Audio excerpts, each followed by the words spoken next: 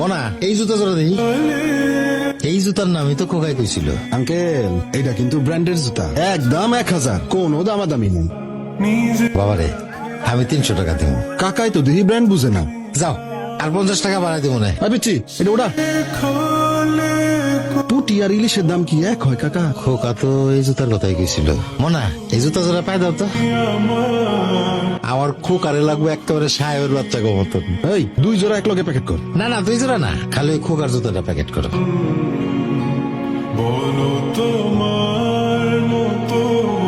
মুসিরে দিয়ে সেলাই করা একটু পালিশ করলে একেবারে চকচক হয়ে যাবো। তাই না মনা?